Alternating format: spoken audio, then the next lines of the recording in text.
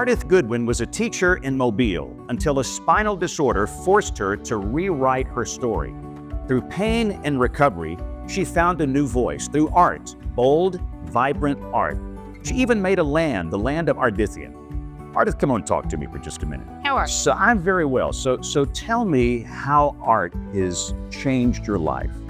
It saved my life, to be honest. In what way? Well, I was a PE teacher, elementary school teacher, and then my body broke down and it was soul crushing. And I turned to art at that time for something to do and found I had a gift for it. And it began building a bridge from my healing and recovery to where I stand today. So I'm beyond grateful for that journey. What started as a way to cope became a full-time passion. Ardith developed an artistic voice that blends imagination and symbolism. So the land of Ardithian is this magical world that I carry around with me as a dual world that exists. I am a creative at heart. My 5-year-old inner child, I guess, steers my ship. The word Ardithian came from my husband looking at me one day, and I was painting something really weird, and he was like, "That's so Ardithian." That spark helped build an entire world with colorful characters and reimagined versions of familiar places. Cities like Elabam, Mobile spelled backward, Hope Fair, and Dolphinlandia stretch along Marty Bay. But the land of Ardithian is a world of second chances.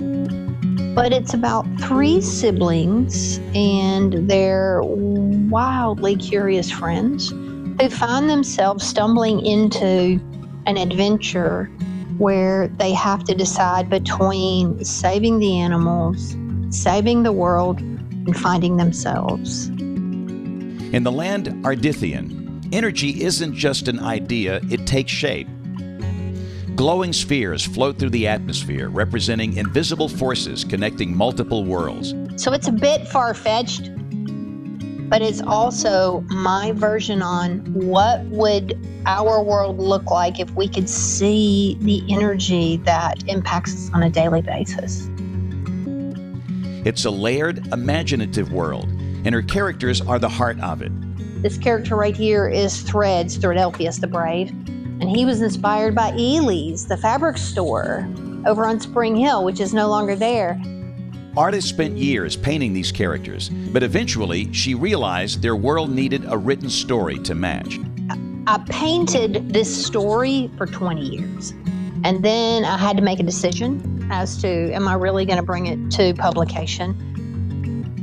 Ardith's work isn't just imaginative. It's about the courage to take action and be different. It is creating a visual bridge of the belief in creative diversity and why your version of beautifully different and interesting matters and why it's worth fighting for. Pinwonderative is the first book from the land of Ardithian. With more books on the way, Ardith is still building a world where creativity is power and all children belong here.